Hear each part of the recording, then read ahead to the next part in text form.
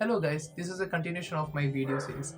This video, which is an extension of my previous videos that has already been uploaded on this channel related to personal finance. In this channel, we are trying to understand personal finance with a new perspective. We are learning what are mutual funds, what are other options to invest, how are mutual funds function, how do other other personal finance objects function, and a lot more things. Here, we also understand the techniques of investments, what the manner in which to invest, the types of investment options available for an investor, etc. For all those who have seen my previous videos, I hope you have understood the basic concepts about mutual funds because they have been listed in details. My videos could help you understand better.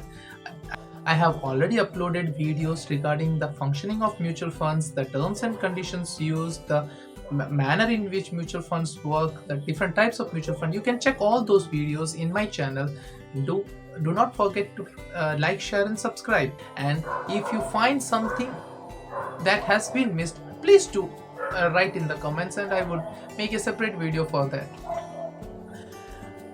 In my channel, my aim is to develop the personal finance attitude or the personal finance ideology of the people so that they could invest better.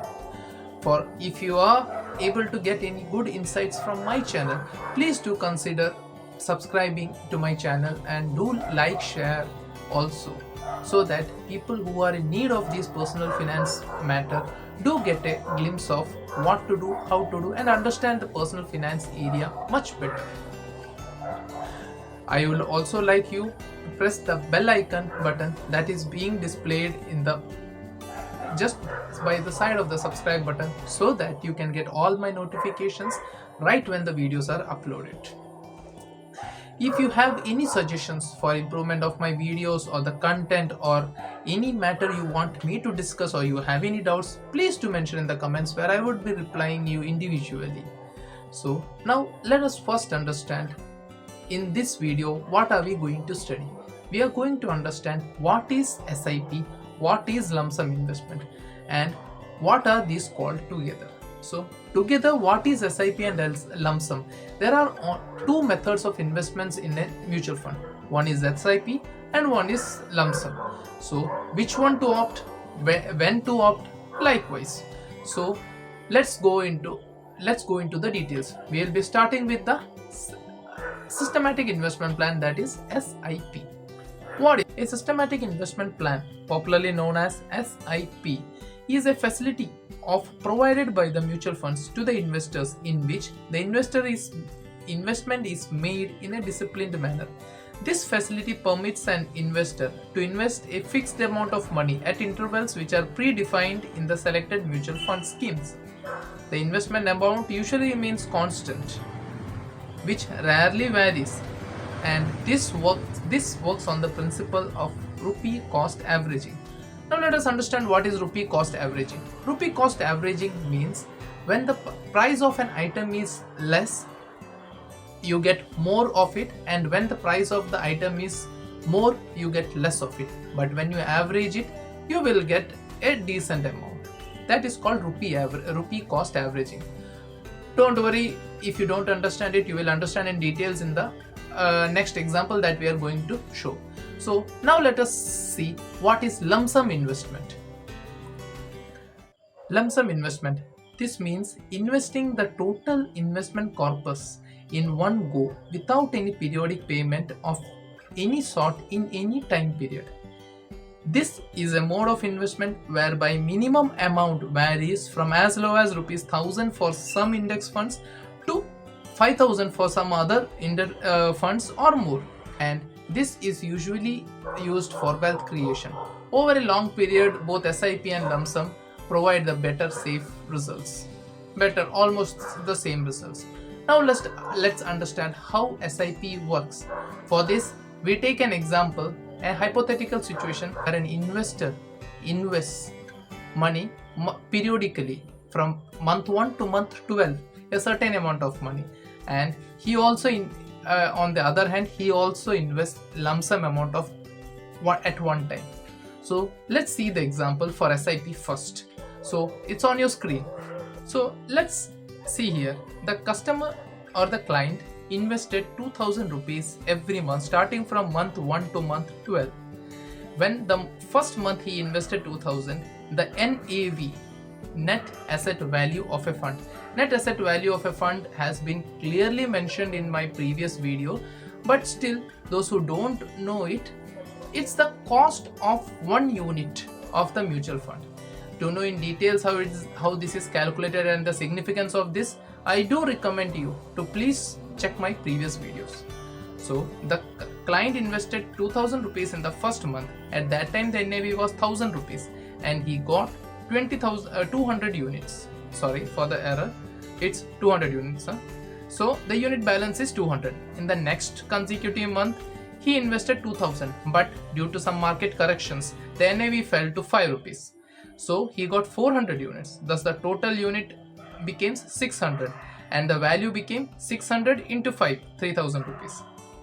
See, here he has invested 4000, but the total value of his investment is 3000. That's why we say SIPs are also not safe. You can have intermittent ups and downs. So have your proper asset allocation done. Then in the third month he invested again.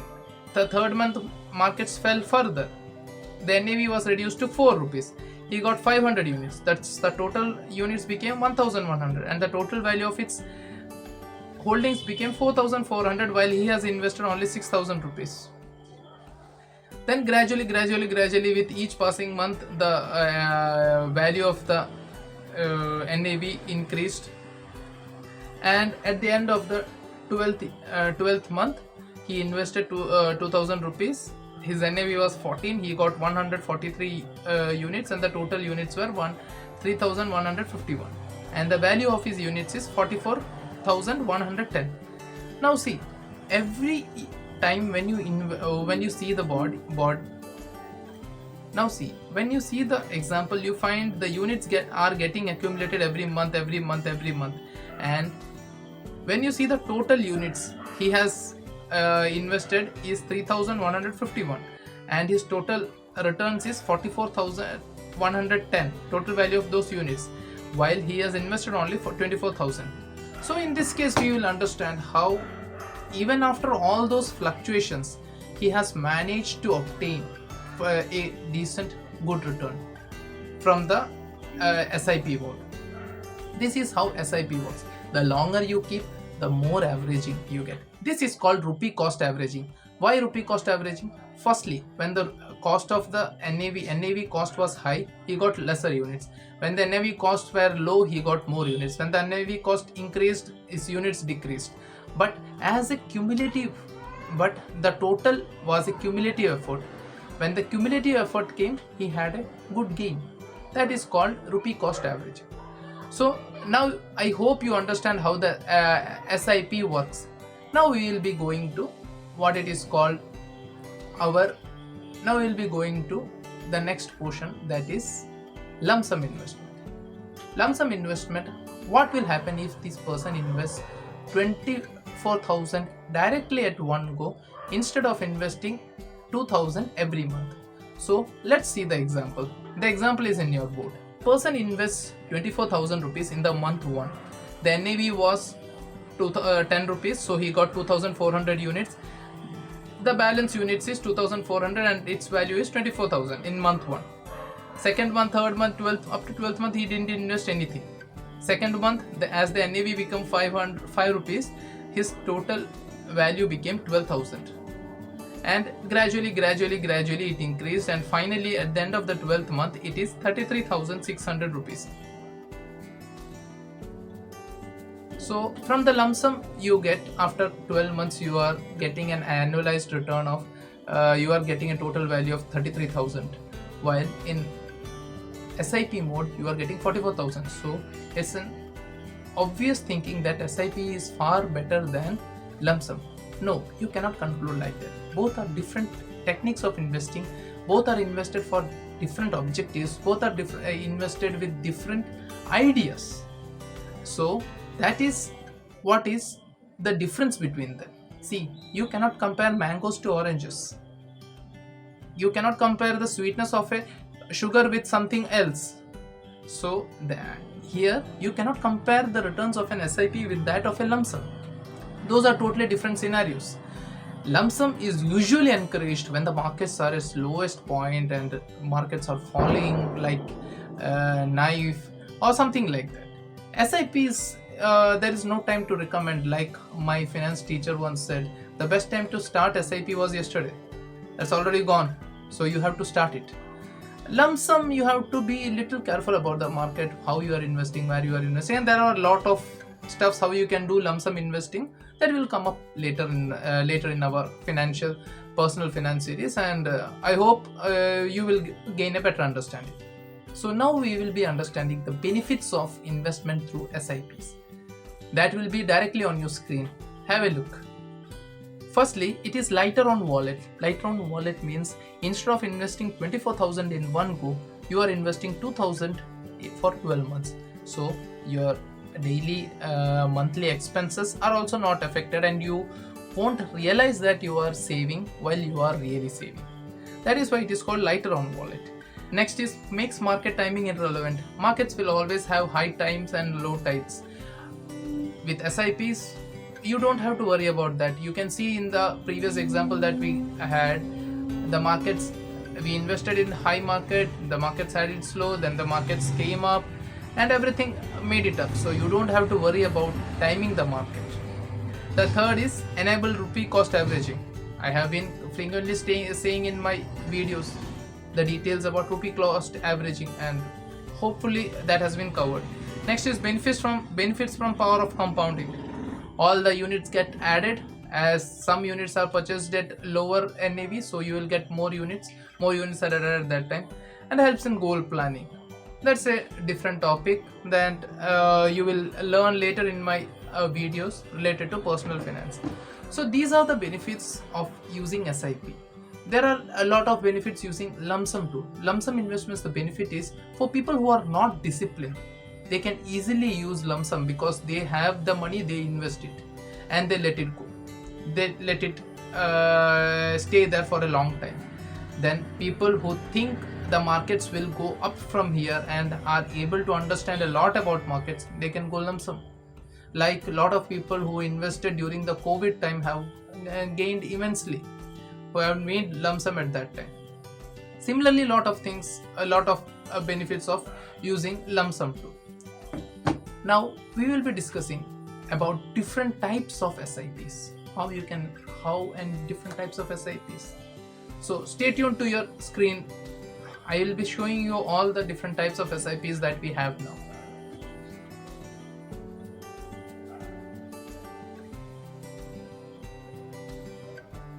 First one is flexible SIP. Flexible SIP is nothing but a normal SIP whereby the amount, the tenure, everything can be changed as per your wish. Step up or top up SIP. In this already when you start your SIP, you make a provision like every year step up by 1% or 2% or 3% or step down by this much. That's up to you. You can do it. The next is perpetual SIP. Perpetual SIP is continuing until cancelled. That is, you don't fix any tenure. Goes on and on and on. SIP with free insurance. These have popped up recently. It's a marketing gimmick. Some mutual funds do provide insurance, and that's a sizably small amount, so you can ignore it. That's just a normal SIP that has been bundled with an additional feature, that is free insurance. If you get it, it's okay, but you don't have to select an SIP plan just because you get a free insurance. That's totally different. Then comes trigger SIP. Trigger SIP is something where SIP starts based on certain triggers in the market. Means market goes down by this much, start an SIP. Market goes up by this much, redeem your SIP. That is called stop your SIP. And next is called pause SIP. SIP can always be paused, started, started. These are all different types, but the main idea about SIP is you need to systematically go on investing.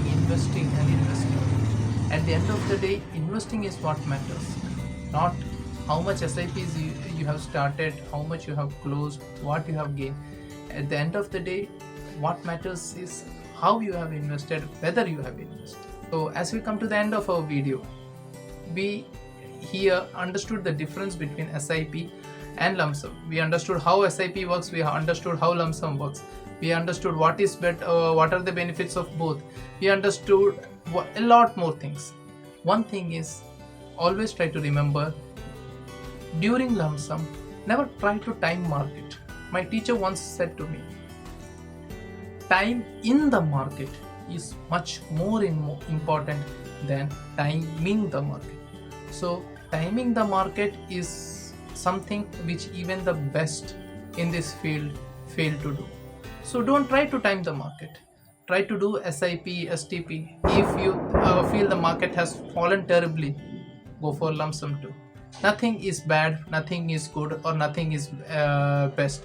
There is no single medicine for all remedies. You have to understand that. Different diseases will require different medicines. So as we come to the closure statement, we have noticed that all our videos are getting a lot of views, all our videos are getting a lot of traction, but the problem is the subscription rates are very low.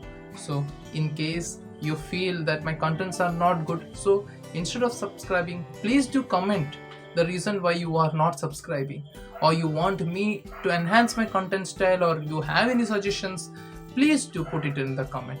But consider subscribing, because this might be a small step for you, but that really motivates me and my team in providing better contents, providing better matter, and providing a greater ideas for every one of you.